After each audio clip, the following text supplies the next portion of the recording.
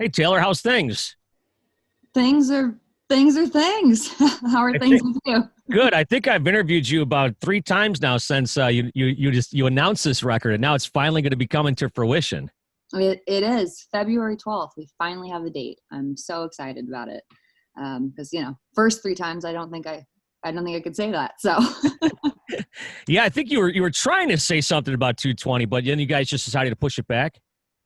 yeah, well, it was kind of it's complicated. I mean, it's not that complicated, but it's a little complicated just with COVID and everything. I wanted to. We were kind of waiting to see where the world was going to go because I didn't really want to put this record out and not be able to tour it because it just the circle doesn't feel complete and it's a Yeah. little strange, but we kind of got to a point where who knows when that's going to happen. And you know I can't sit on this album forever. Like, the song is 25. I wrote and recorded that when I was 25. I'm now 27, so I don't want to put the album out when I'm 30. So eventually you have to kind of close your eyes and put it out into the world and hope it does its job. Yeah, we'll talk about 25 here in a second, but is it true? I think I read that you wrote and recorded this record before you even had a record deal. Yes and no. Our record deal. I don't know how to exactly get into this. I'm very controlling, for lack of a better word, when it comes to the artistic side of things. So I make music for myself, and I don't like people in my ear telling me what I can or can't do or have to change. Or so I like to make the art um, and then release it. So I deal in licensing deals where I can maintain creative control, and as far as the releasing of things, that side of it's a business. But making the art I have to, that has to be mine. So so I make it and then see who's interested. So when you finish this record and stuff, you finished this record a long time ago. Have you written stuff since then for the next record? Tons of stuff. I probably have like three more records worth of material at this point. But I'm not going there yet, because once I switch mindsets to the next album, then this one will eventually fade into the background, and I'm still very in the mindset of death by rock and roll. So Yeah, and let's talk about this record because I read that, and of course we've heard, the three songs. I think three songs have been released so far. That the album is basically like kind of like two sides. I think I heard it's kind of darker and bleaker in the first half, and then it kind of sees the light in the second half. Is that right? kind of, yeah. I mean, that's how I've been describing it, at least. I mean, I'll wait for everyone to hear it and judge for themselves. But the track listing on this album is very important, because I think like any album that, and in particular this record, it very much encapsulates a certain time period in my life and in our lives. So the track listing was very important to me. Of it does start very heavy, very dark, very bleak, and about halfway through, there's kind of a musical and lyrical, but a musical shift where it shows that there is light at the end of the tunnel, and there is hope at the end of the day. And so it's a very kind of full circle story, I think, if you listen to it from front to back. And hopefully people will give it that grace and give it that chance.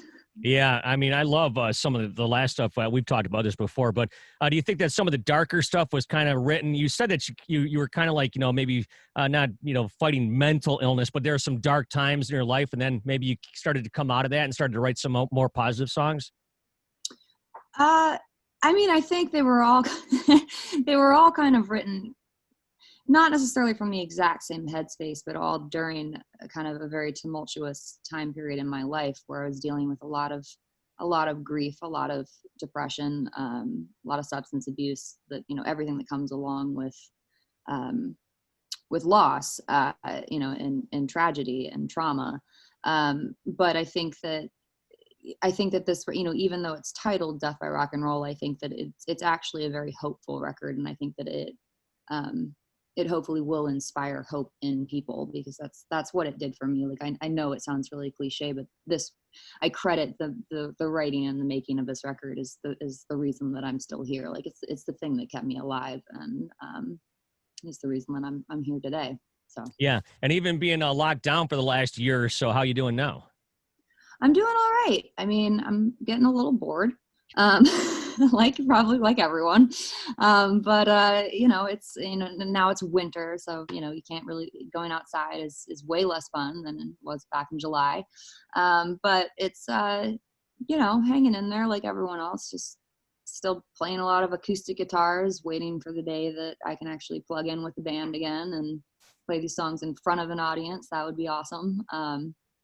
Fingers crossed that 2021 the tides are gonna shift, and the world will start to right itself, and it will be a better year than 2020.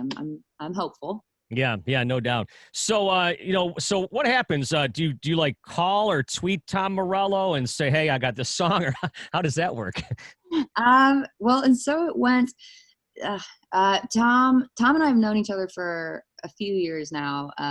Actually, quite a few years. We met way back when, but we really reconnected a few years back at the Chris Cornell "I'm the Highway" tribute show, because we were both playing with Soundgarden on the song "Loud Love," and so that's really where we kind of rebonded, or whatever you want to call it. And shortly after that show, I was in the studio starting to work on the new record, and I had the song "And So It Went," and I couldn't hear it without him coming in and blasting his magic all over it. And there was this solo section, and I was like, this is just begging for Tom Morello. Like, not any guitar solo, not anyone who would want to play on it, like specifically Tom Morello, just because of the lyrical content and the overall vibe and energy of the song. It just felt very fitting for him and his voice. So I sent him a demo of it and said, is this, hey man, called him. It's like, something, we take a listen and see if this is something that you'd be interested in playing on. And he did. And he said yes. And then he did play on it. And and when we got his solo back, and his tracks back, when we put it all together, it did exactly what I was expecting it to do, and what I thought it would do. It's just Tom Morello comes in wailing, and it just elevates the song to a new place, and to a higher level. And that's really what we were looking for. And I'm really, really thankful that he said yes to that, because I think he knocked it out of the park. Yeah, and the guys in the band are probably pretty fired up too. Oh yeah. Well, I mean, first of all, it's Tom Morello from, do I need to list all the bands? Rage Against the Machine, Right. Obvious Slave, Rage, Prophets of Rage, Atlas Underground. Like, the list is endless of his.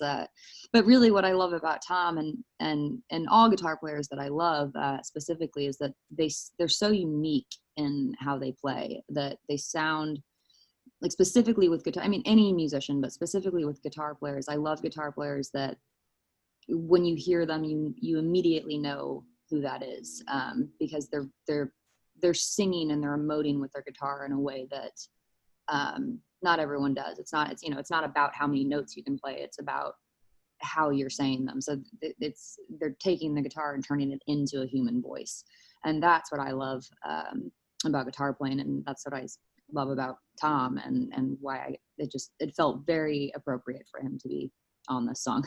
And Yeah, it's a killer song, and it does fit really well with Tom. Is there any other guests on the record?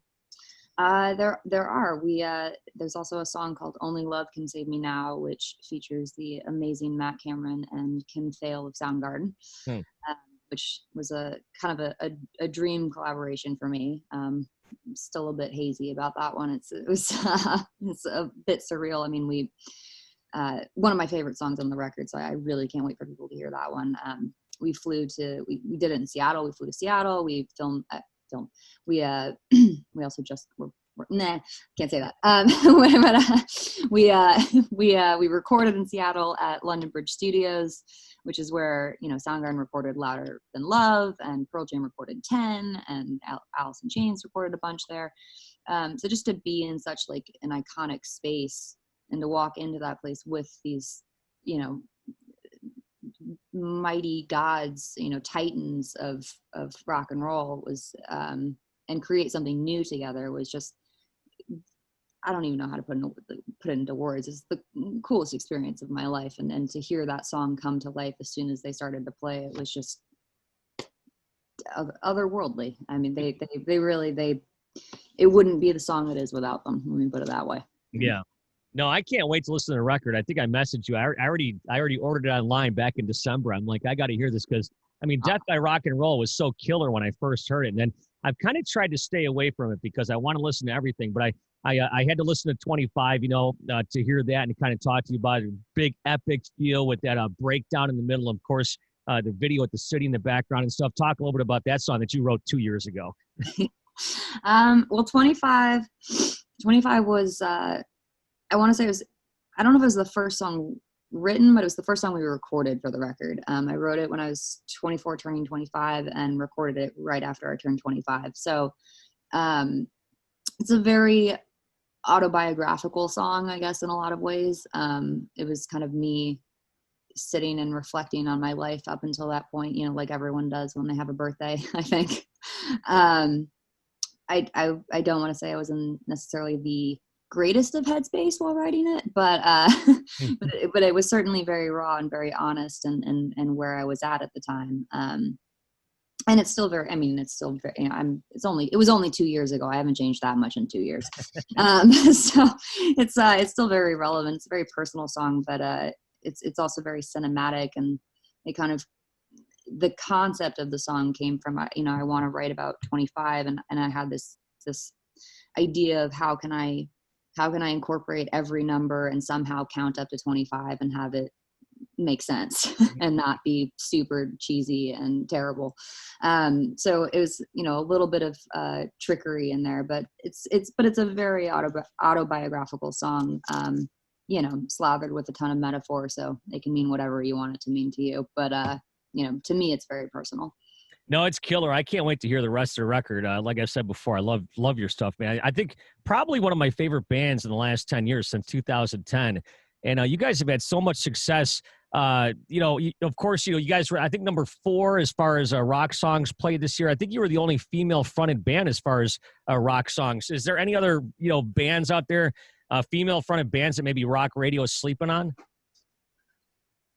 Man, I don't know. Don't ask me these questions. I don't know. I live it's quarantine. I'm in Maine. I lose power every 2 seconds. I'm in such a bubble of my own crap that I don't know. I know I have a lot of dear friends. I'm like Lizzie Hale. Hailstorm's a good friend of mine. So she's obviously a phenomenal singer. But I, as far as like keeping up to date, like it's so constant now. It's like, the way the internet works and the way music is distributed, it's so much all the time. Right. I don't know how anyone keeps up to date. So I tend to just go back to, the records that I know, love, and trust. So, I'll stick with the Beatles and Soundgarden and Oasis and Jimi Hendrix and Rage and Bob Dylan, and, I can keep listing my bands, but they're not exactly new. Well, you did that Bob Dylan, that David Bowie thing the other day. I was trying to find out what exactly you did on that. So what did you do that and for that benefit? I covered Quicksand by David Bowie with the amazing Mike Garson, who put on this incredible tribute show. Again, it was a quarantine video, so I filmed it and recorded and filmed it in my house on my little Tascam battery powered 8-track recorder, because that's how technologically savvy I am. I go analog with it. But no, it was a real pleasure, and that's, I'm a big Bowie fan. My dad's a massive Bowie fan. I'm a big Bowie fan. My dad's a massive Bowie fan. So I grew up listening to Quicksand, and specifically the demo of Quicksand, which I don't think a lot of people would have heard, where it's just him playing with an acoustic guitar, and that's really kind of where my interpretation of that song came from, because it was one that where it's less about the production and more about the words and the sentiment of the song itself, and that's where I find that I always really connect to songs from any artist is when I really can relate to the lyric and the core of it, and because you can produce a song a billion ways, but at the end of the day, if you can play it on an acoustic guitar and sing it and it's heart-wrenching and brilliant, like David Bowie is, then why why expound upon that? Just, you know, keep it as raw and pure as possible. Well, thank you so much for your time, and good luck on the record. Oh, thank you. I'm really excited it's finally out. And honestly, you didn't have to pre-order it. I would have sent you guys a copy. But I appreciate it anyway. You can sign it next time you're in town. How about that? Absolutely. Anything you guys need. All right. Love you guys. Thanks. Bye-bye.